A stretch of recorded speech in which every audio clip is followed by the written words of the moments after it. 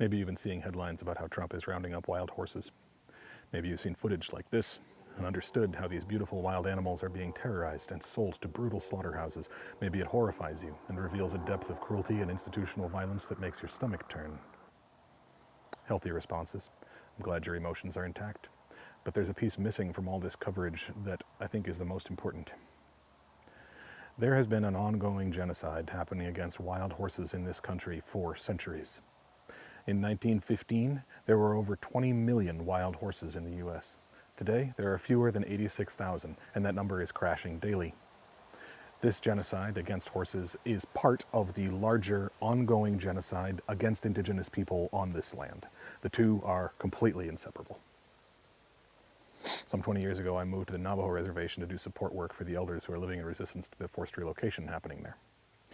I grew up around horses, mostly draft horses, and one thing I didn't know when I went to Black Mesa, the part of Navajo that I lived on, was that my work there would involve both working extensively with Navajo horses, spending months in the saddle, and working extensively to protect Navajo horses from the exact violence that we're now seeing headlines about.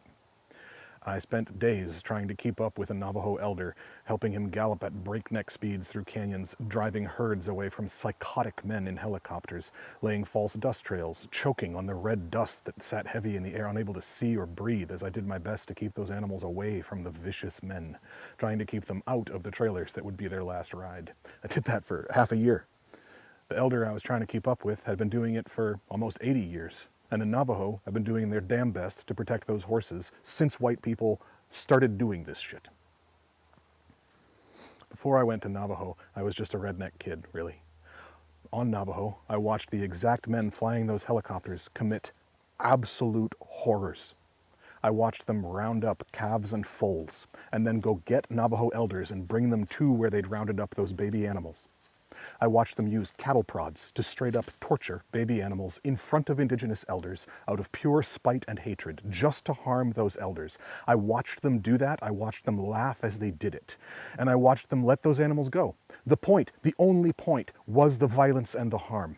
I watched all of that while pinned to the dusty Navajo ground with ARs pointed at my head, literal boots on my back, while those same men screamed that I wasn't going to live out the day, as I sobbed in terror and horror and shock, and the world I thought I knew collapsed around me.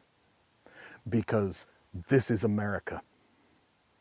Sometimes people on the internet ask me how I got the way I am about US politics, and I don't know how to answer. I don't think anyone could witness what I witnessed on Navajo and come out the same. The US flag makes me sick to my stomach. I've seen what it is, what it's always been. This country was founded on genocide, built with genocide, and it's maintained through ongoing genocide. The federal government calls Navajo horses wild, as though that means they're untended, as though that means no one cares for them. Navajo horses are wild. They're also deeply loved and tended and cared for. They are family, they're kin, they are of the land in the same way that indigenous people are of the land. Oh, you thought horses only came to the Americas with the Europeans? Genocidal propaganda. Horses evolved here. Horses are from Turtle Island. They lived here for millions of years and overlapped with indigenous people here for tens of thousands of years. They didn't come to these lands for the first time with Europeans, they came back. The US propaganda says that wild horses are untended, and that is active anti-indigenous lies. It's the same tired narratives they use to justify what they did to the bison, pretending they were cleaning up the land or some other bullshit. There were 60 million bison on this continent at European contact. They were an integral part of plains ecosystems and ranged all the way through the eastern seaboard. The Appalachian Mountains were full of bison when white people got here. Within a few centuries, there were fewer than 1,000 left. It was part of the genocide against indigenous people here, and that's what they're doing to the horses now. It's the same exact thing. The Navajo have relationships with those horses that non-indigenous people simply cannot imagine. Yeah, they roam free. They're wandering around in the desert. They're also happy to help round up sheep and cattle. They're like beloved neighbors who help each other out all the time. When the foraging is bad or it's cold, Navajo elders bring bales of hay out into the desert for the horses, and the horses show up and help move sheep around when they're needed. It's unlike any relationship you've seen with horses if you're not native. I'm describing a relationship, not just a capitalist transaction. They're kin, they're family. I didn't know what it meant to care for animals until I lived on Navajo. I was getting ready to slaughter a sheep once there, and I stuck the knife into a log next to me so the handle was easy to grab as I held the sheep in my lap. A Navajo man walked over and said gently in Navajo that I could barely understand, "This is not the beautiful way." And he pulled the knife out of the log and laid it flat on the log. No violent white boy log stabbing. Maybe that anecdote makes absolutely no sense to you. Maybe if you think it makes no difference at all whether that knife was stuck in the log or laid flatly on the log.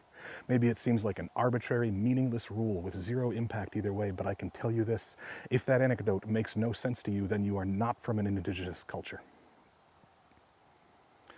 To understand the unspeakable horrors that are being done to the horses and to indigenous people through the harm to the horses and many other ways, you must try and understand why the knife had to be laid flat, with care and respect. Only once you catch a glimpse of that level of cultural care and respect for animals and the world around you can you begin to understand the sociopathic violence that is being inflicted when they chase horses down with helicopters and torture foals with cattle prods. The violence and injustice that we're seeing footage of and headlines about today is so pronounced that it breaks through our desensitized colonial minds and registers as being over the line. But for indigenous people, the gap between their sense of cultural ethics, health, and these patterns of behavior is so much wider than us settler colonial people can even imagine, because their cultural baselines are so much closer to health and wellness. So however bad us well-intentioned colonizers think this is, however emotional we feel about it, remember that it is as much worse for indigenous people as their cultures are different from ours. And that's very different. So I just ask you to remember that this is not new. This is not a new practice that Trump invented. This has been happening under every US president in history, because the United States is a country built on genocide against indigenous people, and that genocide is active and ongoing. It takes many forms, but the mindset is the same. The Epstein class thinks of wild horses and indigenous people exactly the same, and their solutions have been identical forever.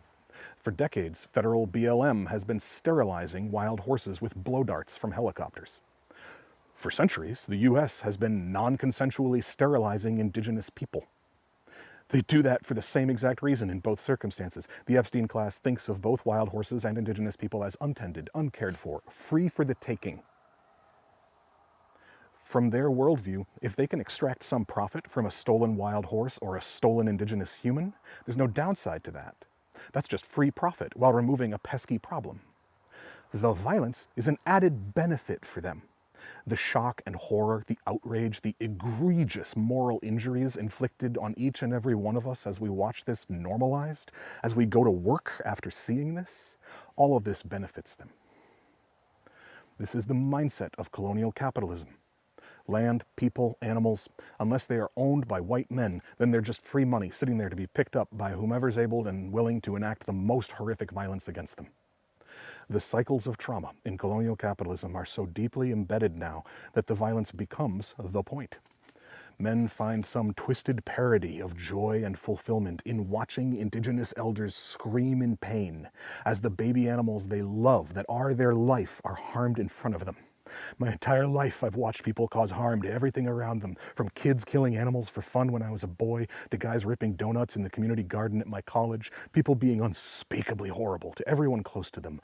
All that behavior grows from the belief that everything is property. If it's not producing profit for you, then it's fair game to be destroyed.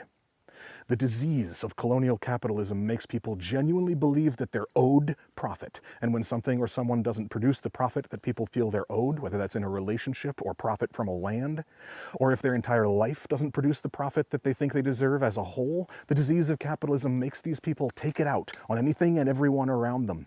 And they experience that destruction as rewarding. The colonial mind experiences causing harm as justice and equity.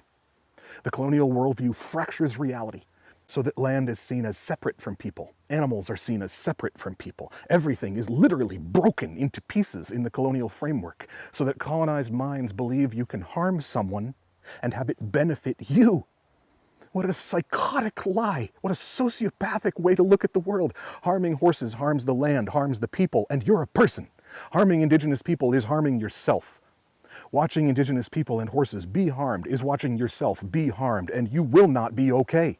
You are experiencing egregious, compounding, traumatic moral injury after moral injury today as you scroll. You're not okay. You will not be okay. You'll live the rest of your life wounded from this. So the only question is this: How will you navigate all the unspeakable moral injuries you're experiencing?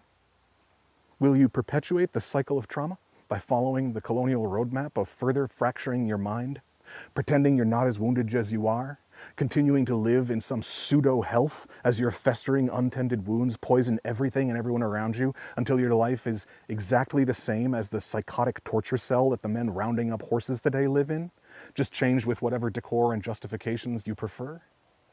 Will you let that be what you pass on to the next generation? Or will you face the wounds honestly and allow them to inform your work of creating a healthier world, honoring the fact that no one can be healthy in this world, and moving with integrity with that? Doing a bunch of yoga and pretending you're okay, that's not the play right now. No one can watch what we're watching and be okay. But pretending that these wounds are new is part of the colonial propaganda. They didn't just start rounding up horses.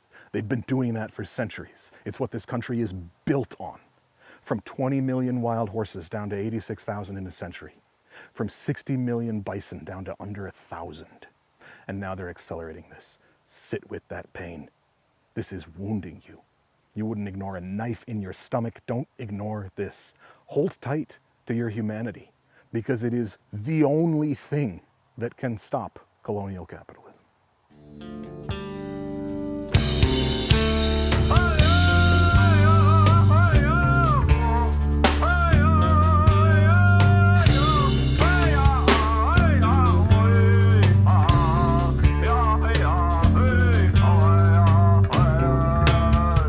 While you were sleeping, they waged a war. They didn't tell you till they came to your door.